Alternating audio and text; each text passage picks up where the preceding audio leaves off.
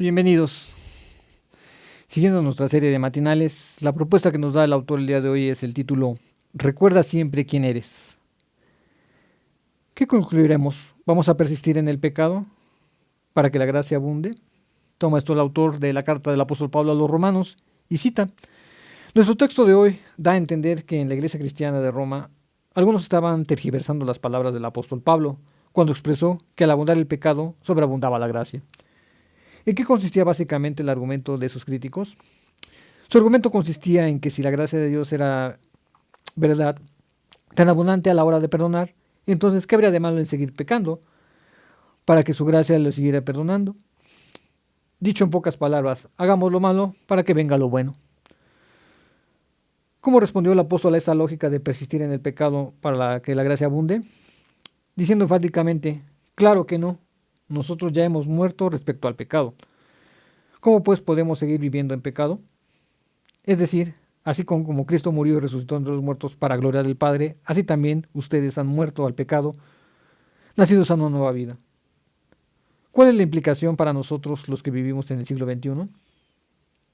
John Scott respondió muy bien a esta pregunta cuando escribe que constantemente hemos de recordar a nosotros mismos quiénes somos y lo que significa haber entregado nuestra vida al Señor Jesús.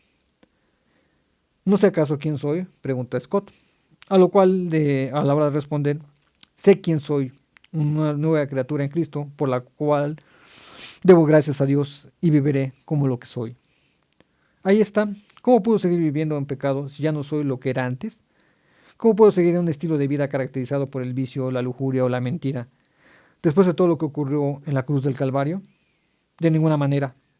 El mismo Scott ilustra muy bien esta hermosa verdad, recordando un detalle relacionado con la muerte del duque de Windsor el 28 de mayo de 1972. Cuenta Scott que ese día los medios de comunicación transmitieron los pasajes más importantes de su vida. En uno de ellos aparecía él cuando todavía siendo niño recordaba las palabras de su padre, Jorge V. Mi padre era muy estricto.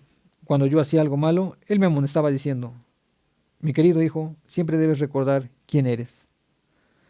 No encuentro mejor manera de comenzar este nuevo día que imaginando a nuestro amante Padre Celestial diciéndonos desde su trono, hijo mío, hija mía, recuerda hoy quién eres, un príncipe, una princesa del reino celestial. Bien, sí, efectivamente el apóstol Pablo se topó, como en muchos lugares donde predicó, con ciertas vicisitudes. La carta aquí a los romanos, dirigida a los cristianos romanos, se cree o se piensa que fue escrita desde Corinto o de algún lugar de Grecia, dirigida hacia ellos. Y precisamente en el lugar donde a veces se encontraba parte del mundo helénico, donde predicó Pablo, donde gran parte de su ministerio fue, independientemente de que la carta sea dirigida a los romanos o fuera dirigida a otro pueblo, la lógica de los griegos era esa muchas veces, premisa mayor, premisa menor y resultado. Y se oía en la predicación de Pablo en los decir, tú pecador tienes una solución y puedes ser una nueva criatura y obtener la salvación, porque es abundante esa gracia y esa salvación. Simplemente podemos seguir pecando. Para la lógica griega, que era en ese momento lo que predominaba, el estilo de vida relajado, por decirlo así. Dice, no, pues si tenemos una gracia que es abundante, mayor que el pecado, pues podemos seguir teniendo la misma vida sin mayor problema. Y ahí es donde Pablo interviene y dice, no, simplemente no. Y volvemos a la misma palabra griega, metanoia. Cambio de rumbo, cambio de dirección, un viraje. Todo lo anterior ya pasó, somos una nueva criatura. Y era lo que invitaba Pablo a sus seguidores y invitaba a la gente que le predicaba, sobre todo a los gentiles que tenían esa lógica o que vivían bajo esa lógica. Evidentemente el ser humano pues, piensa que como Dios me va a perdonar, pues vamos a seguir en lo mismo. Y se hace una especie como de círculo vicioso, cosa que es totalmente errónea. Evidentemente recordar quién es, como el pasaje que nos pone aquí el ejemplo del duque de Windsor. Sí, efectivamente, recordar quién es uno, para qué está uno.